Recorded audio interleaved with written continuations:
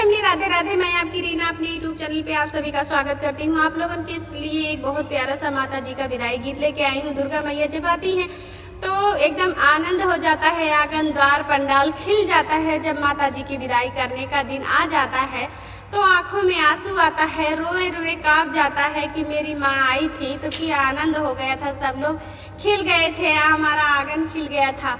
तो जब माता जी का विदाई करना पड़ता है तो बहुत दुख होता है, आंखों में आंसू आ जाता है कि मेरी माँ जैसे हमें प्यार देती हैं, आशीर्वाद देती है, हमारी माँ पाल पोस के हमें बड़ा करती है, उसी तरह हमारी जब माता रानी आती हैं तो बहुत आशीर्वाद देती हैं, बहुत आनंद आता है। उस जब चली जाती हैं तो सूना सूना लगता है। तो चलो आप सभी को मैं एक बहू अपनी सास से अरज करती है, उसी भाव में सोहर के तर्ज में माता जी का विदाई गीत सुनाती हूँ आप सभी को। यदि अच्छा लगेगा तो लाइक सब्सक्राइब शेयर जरूर करिएगा, फुल वॉच करके सुनिएगा। तो देखिए, एक औरत की बात समझते हैं, तो आप लोग गीत को फुल वॉच करिएगा, सुनिएगा तब समझ में आएगा। पंडलवा में बैठी हैं सासू तो बहू आया, रजकारई बहू आया, रजकारई हो। हे सासू बीतल जाते नाउमी के दिनवाया, सुइया नाही रुकैया, सुइया हमरे चुआई हो।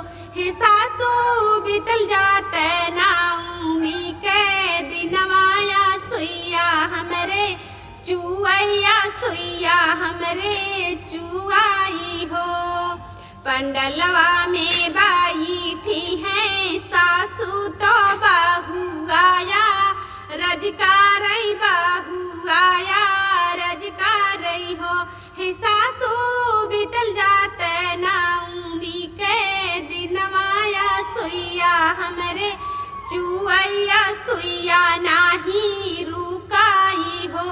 हे सासू बीतल जाते नाउमी के दिनवाया, सुइया हमरे चुआइया, सुइया नाही रुकाई हो।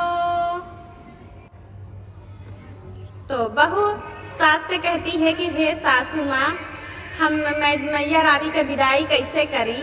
तो उनके साथ समझावत हिन कि माता रानी साल भर में दुई दाएं आवत हिन, दुई बार आवत हिन। अब माता रानी चली जाइए फिर आइए, तू चुप रहा, रोवा न। कहिन कि माता रानी हम अगर जब तक रहे हमार माई हमार दुर्गा जी, बहुत लोगन सच्चे दिल से माता रानी के दुर्गा जी के पूजत जाथिन, वैसे सब करत है पूजा पाठ माता रानी के 9 दिन। लेकिन बहुत लोगन ऐसा होथिन कि एकदम लीन हो जाथिन वही भक्ति में। तो ही तरह दुर्गा जी के पूजत रही ना, अपने सास से कहा थीन, उनके सास समझावत हिन। तब कहा थीन कैसे, हे सासू बीतल जाते नाउमी के दिनवा बिदैया, माई के हुई है कार जवा हमर धड़के रोआ हमर ठाड़ी भाई हो।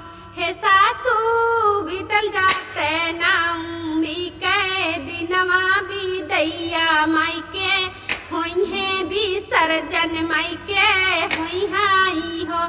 हे सासू कारे जावा हमार बड़ा धड़कई नया आंसू निकलई नया आंसू चुआई हो। माई जे आइया गनवा बहुत निक लागई, बहुत निक लगाई हो। हे सासू सोची सोची जब माई के बिदैया कर जवा हमर धड़कई, कर जवा हमर धड़कैया, सुइया हमरे चुआई हो।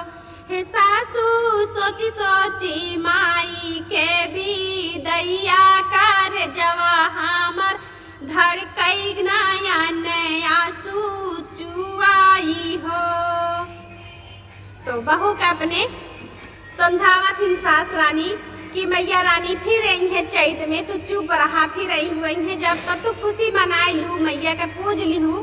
तो कहा थिन कैसे भाई, चुप रहा ये बहुहार, चुप रहा मन में धीरज धारा, मन में धीरज धारा हो।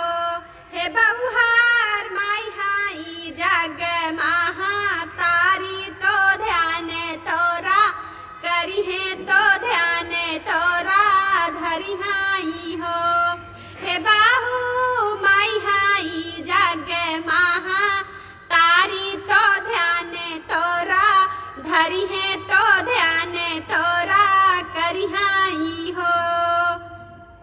बहू को समझाती है सास रानी। देखना मेरा गला भी नहीं चल रहा है, फिर भी मैं आप लोगों के लिए देखने गई तो गा रही हूँ। आप लोग फुल आवाज करके इस पूरा गीत को आनंद लीजिएगा। माई जी का विदाई करते समय कितना दुख होता है, बहुत दुख होता है। हम तो खुद ही सोच रहे हैं कि मेरी माता जी की कल विदाई हो जाएगा, सूना हो जाएगा घर में।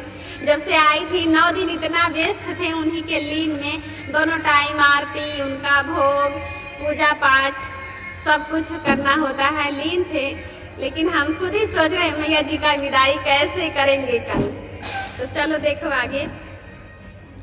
काहे मोरी बाऊ हर तू रोयू तो मानावा दुखित कार्य मानावा दुखित की हो बहुहार फिर है जग महा तारी तो तू खुश होइबू तो मनवा दुखुश होई हो हे बाहू फिर आई है जग महा तारी तो सब तुम है पूजी है तो सब है पूजी हाई हो। कहे मोरी बाऊ हरा रोयू तो मानावा दुखित की हूँ मानावा दुखित की हूँ हो हमारी बाहू फिर आई है जग महा तारी तो पीहू खुश होबू तो हम खुश हो बाई हो हमारी बाहू फिर आई है जग महा तारी तो तू खुश होबू तो हम खुश हो बाई हो। तो सास रानी अपने बहू का धीरज धरावत हिन, मन में श्रद्धा धरावत हिन कि माता रानी फिर रही है चैत में, साल भर में 2 बार आवत हिन, चैत में कुंवार में 2 बार आवत हिन। तो मैया रानी तू चुप रहा, धीरज धरा मन में, फिर रही है माता रानी, फिर खुशी मन से पूजा पाठ करी। तो उनके सास बहू रानी के समझावे लग गई। कहा थिन का पंडलवा में बाई थी है सासू तो बहू आया रजकार बहू आया रजकार हो हे सासू बीतल जाते नौमी के दिनवाया सुइया हमरे चुआया सुइया हमरे चुआई हो हे सासू बीतल जाते नौमी के दिनवाया सुइया हमरे चुआया सुइया नाही रुकाई हो। तो आप लोग गीत को फुलवाज करके सुनिएगा, बहुत प्यारा गीत है। आप लोग से रिक्वेस्ट है गीत को फुलवाज करिएगा।